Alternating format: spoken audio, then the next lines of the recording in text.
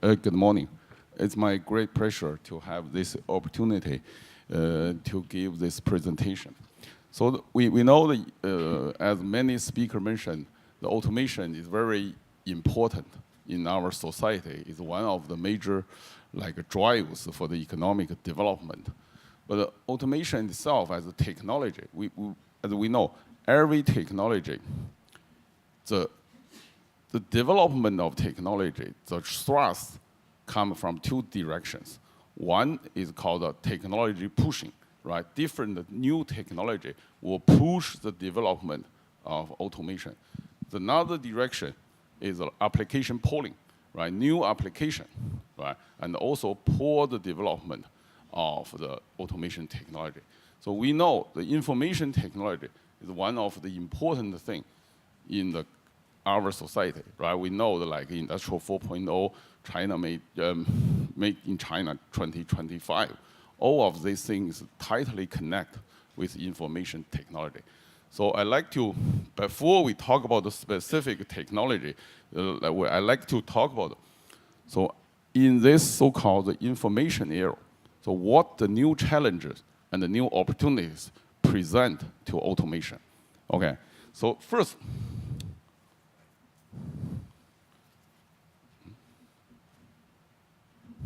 okay, so we know our society, we want to automate like industry, right?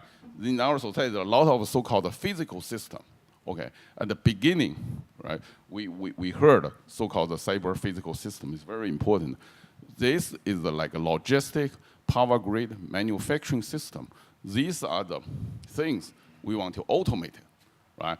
But because of the development of automation technology, besides this physical world, we generate another word called the cyber infrastructure, right? Which consists of all the data, computational model, and all the artificial intelligence, all those kind of things, the data processing method, all of them consist so-called cyber infrastructure, okay? Yeah, of course, in the world also we have a human, right? So then among these three things, before the, like in the first generation of the industrial and the second industrial, we know we only deal with the physical world. Okay, so now, because of development of information technology, we also generate the so-called the cyber infrastructure. But the important thing is how to deal with the relationship between human and the big data cyber infrastructure and the physical world, right? The automation play a very important role. So first of all, we have to have a way to generate these data. So of course, between the human and the data, right? We have computer interface. So now it's very hard, like a VR, AR. So all those technology is how to present those data to the human, okay? But in order to generate those data, we need some technology. So these are the sensor, like Internet of Things, IoT, all those kind of things. This measure the physical world, then generate the data.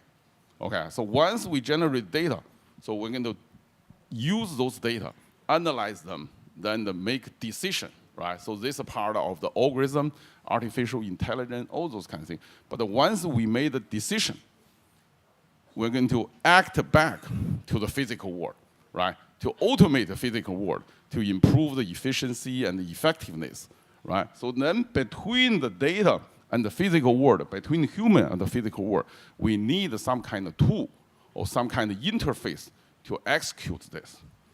So this is the robotics and automation, okay? See, the robotics, at the beginning, people think just some kind of tools, but now became the interface between the cyber infrastructure and the physical world, okay? So once you have those data, you optimize, make decision, then you act back to the physical world, also between the human, right? So the human, through the robot, can act to the physical world, okay? So you combine them under this architecture, this so-called cyber-physical human system, okay? So this is one of the key technology in the Industrial 4.0. Okay, so this can actually give us the relationship between sensing technology, IoT, and the robotics automation. Okay, so we can see the robotics automation play a very important role in this the industrial development. Okay, so then the next we're going to talk about under this the architecture, right? What's the new challenge and opportunities present to the robotics and automation? Yeah, because robotic automation is no longer a simple tool, became an interface between cyber infrastructure and the physical world. Okay, so we can go back, think about the history of the robotics automation. Okay, at the beginning, see, robotics automation basically is some kind of technology people to develop to replace human, okay, to do something human don't like to do, okay. So this is the original concept. But because this development of new technology, such as the information technology, all those kind of things, then the robotic automation go beyond just the replace human, right? Became the tool and the system which augment human, okay? So it's not just do the thing human does not like to do, will do the thing human cannot do, okay? So you augment the human capabilities, okay, in the three different ways. So first we'll see, because the development of information technology, okay, then the robot and the network, all those things combined. So then this augment the human capability to reach to the remote location. So in the morning, in the different talk we heard, we have so-called the remote service, right? That is a part of important aspect of the Industrial 4.0. Okay, so the reason we can do that is because we have this information and the robotics technology. So this basically augment the human capability to reach further. And also you can manipulate in the remote location. Okay, so overcome the difficulty created by the distance. Okay, by combining robotics automation with information technology.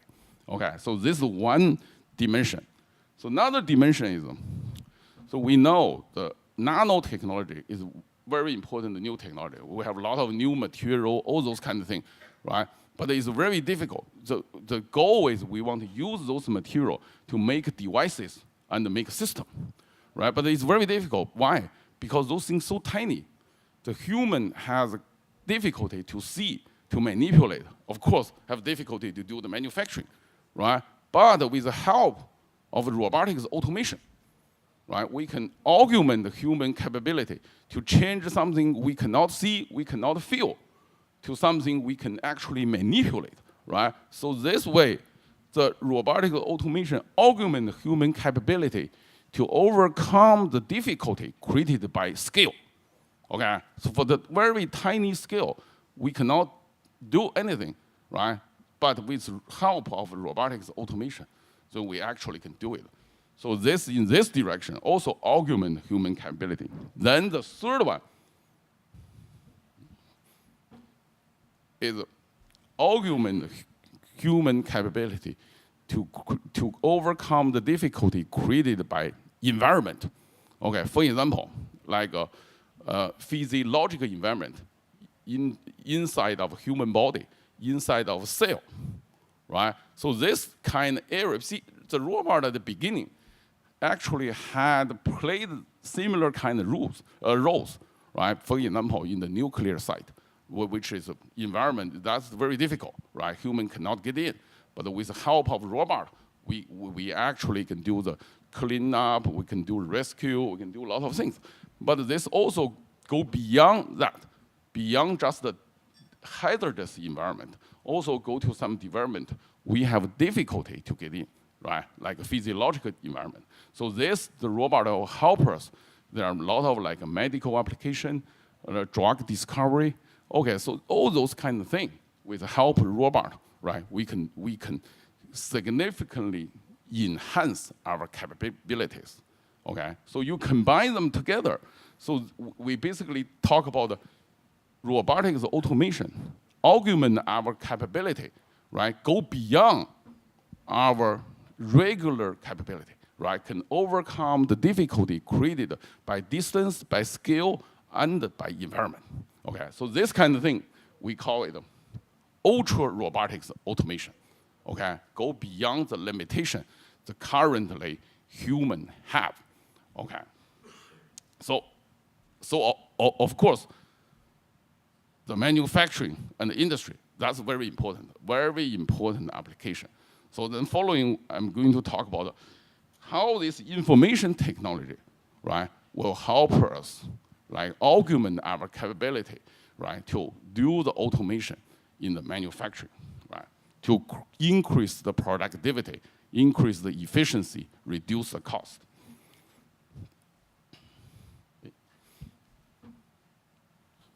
Okay, so we know the intelligent robot is very important in the industrial automation. So basically, we see before, as I said, the robot used to be used to do something human don't like to do, so-called 3D jobs. Okay, what dangerous, dirty, and dull, right? So those kind of jobs human don't like to do. Then, however, so now the robot capability go beyond just replace human to do those things human don't like to do, right? So then they became intelligent. So this 3D job became 3F, so-called friendly, right? We want to use the robot. Robot has to be easy to be programmed, right? See, there are a lot of misconceptions. People, oh, in the factory, I have a worker doing things. I go buy a robot, I put there, right? Then the robot will be able to replace human, right? But there are a lot of this kind of misunderstanding. But once they get the robot, cannot do anything because the robot need to be programmed, which requires certain kind of expertise, right? So currently, the industrial robot is very difficult to be programmed, right? You need a special training in order to do that. Okay, the second is the flexibility, right? Also, people think, oh, robot is very good. You buy one, you put there, it will be able to do the job. No, because you have a manufacturing line, you have a conveyor, all those kind of things. You put the robot there. Robot has to be set up, right? It has to be calibrated. Your bunch of geometric relationship between robot and the system, all those kind of things, those require special expertise and a special instrument to do those kind of things, right? So the current, like industrial arm, the calibration, most of users cannot do calibration themselves, right? If the robot hit some obstacle like accident, right, then the encoder will have offset. Then you need to recalibrate all the encoder. Most of user cannot do. You need to require vendor come to do it. So this process costs money and the time. Is a very, very difficult thing for use robot, right? So the flexibility also is very important. Then the third one is fidelity, right? You need a robot to achieve certain accuracy, right? Then the effectiveness, all those kind of things. So these 3F are very important, right? So these are the new, so in order to achieve these goals, there are 3 key technologies, right? We need to develop. See, we heard many like discussion about all the 3 key technology for robotics, right? Is a gear and the motor and the controller, okay? But those kind of things, through so many years development, have become relatively mature, right? But in order for industrial robot to achieve those 3F, right, to become intelligent, there are 3 new technology. So our first one is robot programming, right? So current way to program industrial robot is not intelligent at all, right? Then the second is robot calibration technology, right? You need to make a robot plug and play, right? But right now, you buy a robot, you put there, you need a very difficult process to configure the system, okay? Then third one, you have to have a way to efficiently integrate the robot with different sensors, right? To achieve, because intelligence is achieved by using data, okay? So where the data come from? From sensor, right? So effectively integrate the sensor with the robot is a key step to achieve intelligence, okay? So these three key technologies actually are critical to achieve those so-called 3 Fs I just mentioned, okay? Then the following, I'm going to give you some examples, right? The project that we have been doing, right? In these 3 aspects, right? Robot, new way to program a robot, new way to calibrate the robot, and a new way to integrate the robot with various intelligent sensors, right? To achieve intelligent operation, okay? Okay, first, robot programming. Okay, there are existing methods, right? You can use teach pendant, you can use robot programming language. Also, you can use the guided, right? You pull the robot arm to different location, then to program it. It's basically similar to the teach pendant, but instead of use the panel to control, you directly push the arm, right? So this kind of programming method, first of all, is difficult. You need a special training to do it. Second is time consuming, okay? So in the past time, it was okay because most widely used robot, industrial robot in the automotive industry, right? Before the car, right? They design the car, at least they're going to use the same design for 2 to 5 years, right? Before even longer, right? But now it's 2 to 5 years. So that means for every 2 to 5 years, they need to reprogram the whole thing. Okay, but that was okay, right? You do this once every 2 to 5 years. But now, the industrial robot move to different application area, like a 3C, like consumer electronics, like making cell phone. But the cell phone, every 6 months, we're gonna have a new cell phone. So that means every 6 months, you have to do this. Okay, then there are a lot of things like home appliance, right? You do polishing, all those kinds of things. So you have a lot of those kind of low volume, large variety kind of application. So that thing need the new way to program industrial robot. Okay, so toward that goals, we develop certain technology to do those kind of things. Okay, so I give you some example. So first, is so-called the CAD, guided process planning. So basically, for example, you use the robot to do the painting. Okay, so before you use teach pendant, you have to move the robot around, then plan the one path. One part will need like a couple days. Okay, so but all the information about this operation is in the CAD model of the car. Okay. Then the intelligent part is how to make a computer to understand the CAD model, then automatically generate this painting path. Okay, so based on this idea, so we actually developed the method to change this manual programming to automated programming, right? Based on the CAD model. Okay, so this is the software we develop.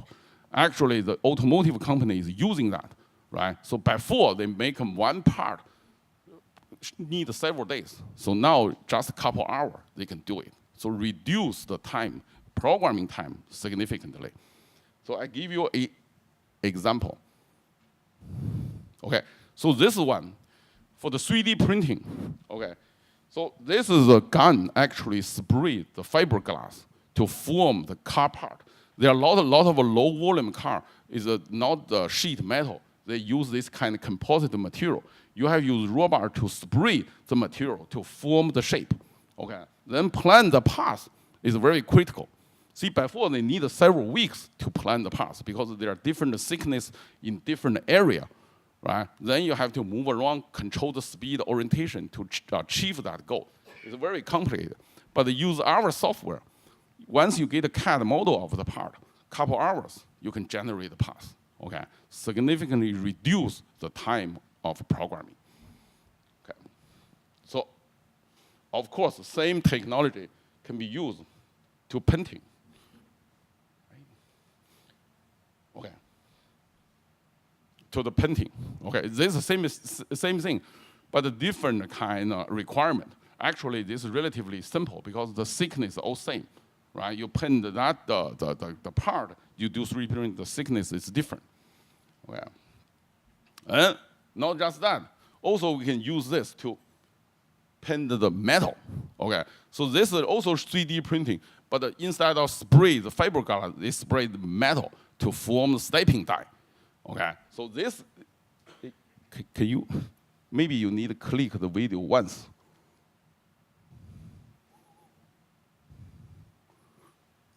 Click it once. Don't click it twice. You click, oh, okay. Here we go. So this is more complicated because when you spray the metal, not just the deposition of the material, you also need to maintain the temperature evenly distributed. So then to release the internal stress. Okay, so the constraint, not just the material deposition, also the temperature distribution. Okay, then you take this thing into the consideration and the shape of the part, right? You can automatically generate this spray path, okay, to form the die. Okay, so this is this is another application. Okay, this is for the polishing. Okay, we have a part. Okay, then you want to polish. For example, I make the mark there, so I want to use a robot to polish that part. So without knowing the shape of the part, without knowing the CAD model, then how we do it? We use the sensor to measure the part, do the scanning. Then you generate the 3D point cloud of the part. Then you change the point cloud to the CAD model. Then same way, you can generate this polishing path automatically.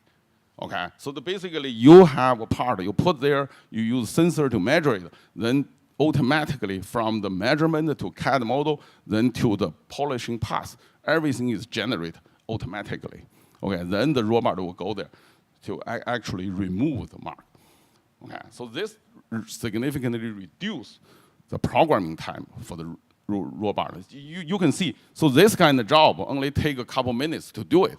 But if you manually program, probably need hours to do the program, the whole thing, right? That's why this kind of thing is so difficult to use. But with this technology, everything became very quick. Okay. Okay, so this is polishing the faucet. Okay, this home appliance. So same kind of thing. So for this, the factory only make a couple hundred for each model. But if you want to program the whole thing, each part is also different. You have to polish different area. So then robot pick up the part, go there to measure it. Okay, same kind of technology. You measure, you generate the CAD model, also identify the area need a polish. Then you can go there automatically polish it. Okay, so you get rid of manual programming process. Okay, so once you finish, you can go back to measure again, right? See if we reach the quality requirement, right? If it doesn't, you can go back, continue to do it until achieve the quality requirement. Okay.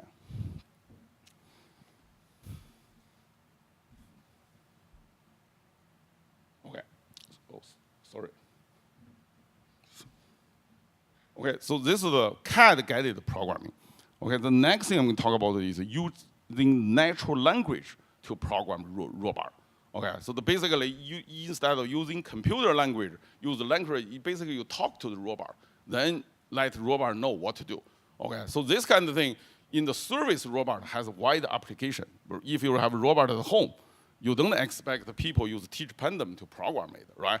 You want to have a natural way to communicate with robot. The natural language is one of the very important. See the natural language processing is a crown jewel of artificial intelligence, okay?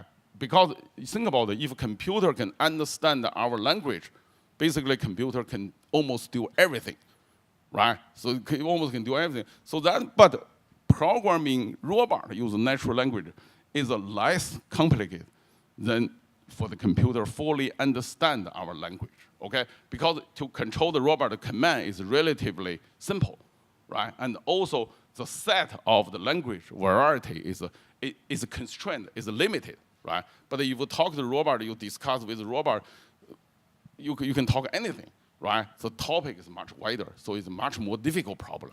And also,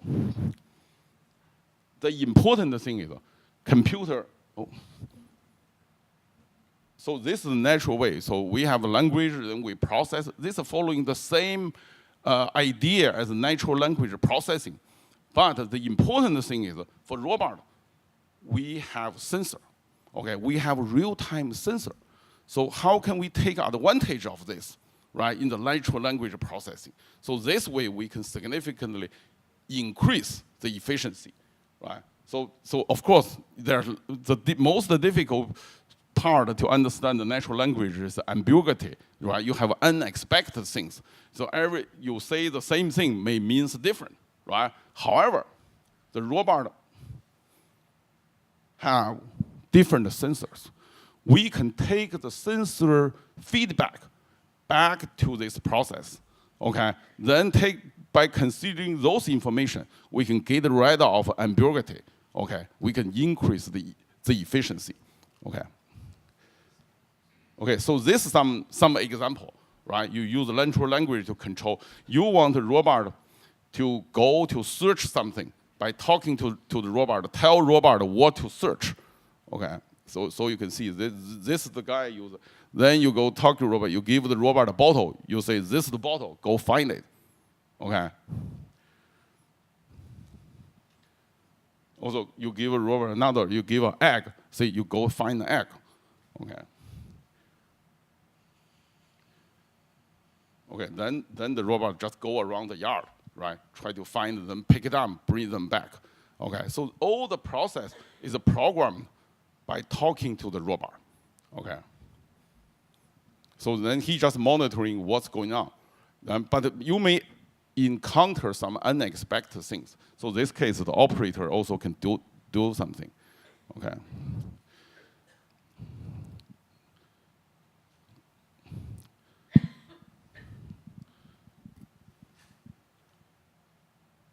Okay, so see, there's the obstacle. The robot actually go around, right? Then to find the bottle there. Then the robot change the configuration to go there to reach the robot, to reach the bottle. See, there are two bottles. One is a blue label, one is a red label. Because you told the robot to pick up the red one, then actually they go there to pick up the red one. Okay, then you see they find the object. Then the robot change the configuration. Then because there's the obstacle there, right? You can go there. See, that shows the sensor information. You generate the point cloud of a position of the bottle. Then you can go there to pick it up. Okay, then there another one is pick up the egg. Okay, due to the time limitation, I'm not going to show that. Okay, let me go then. Can we move to the next slide? Sorry.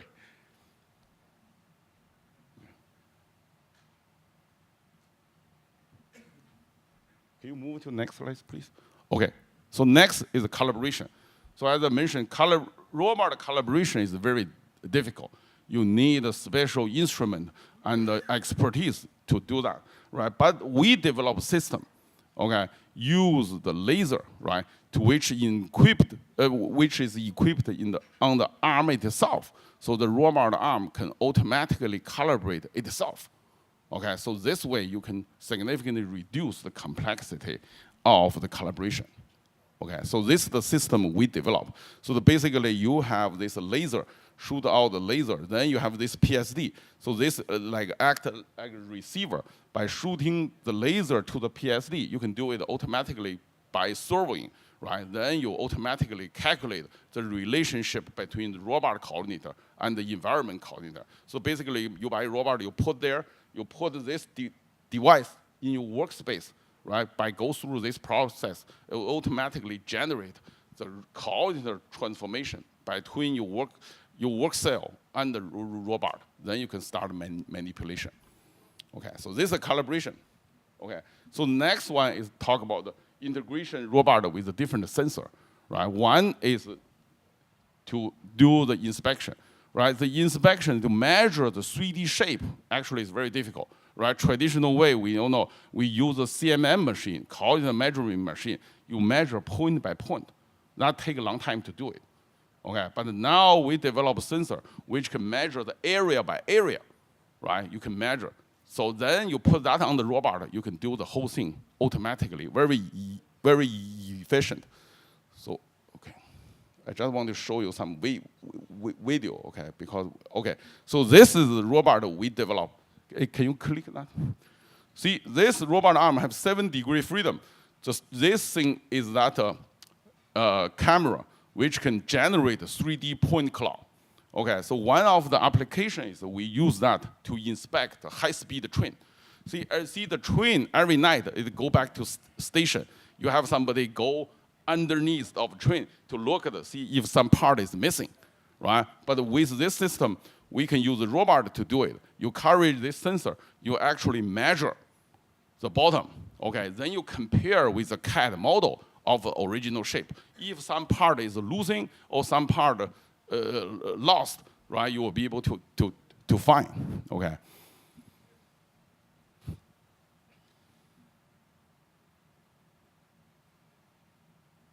Okay, so you can see, they generated, this is the original CAD model. This is CAD model generated by the real-time measurement. You compare these two, then this area, you see the color is different. That means some part is missing there, okay? So by doing this, you can automate this manufacturing, this inspection system. Okay, so this is another sensor we talk about, do the surface texture measurement, like a cloth, you can measure the softness, like a car seat, all those kind of things, right? So due to the time limitation. So this is the assembly. You integrate, can you click that please? You integrate the robot with a force torque sensor, right? Then you can do the assembly. See this thing, this transmission of the car. There are 3 sets of the gears. You put them into this host. It's very difficult, even for the human, because the gear is rotating, right? You have to line them up, right? But each position are random. So the robot has to go through some kind of real-time identification process. It's like learning. Then gradually you put it on, just like a human. You try, then you put it down, right? So, but the robot actually can do faster than human, okay? So due to the time limitation, so I'm going to stop here, okay? So sorry for taking extra minutes, okay? Thank you very much.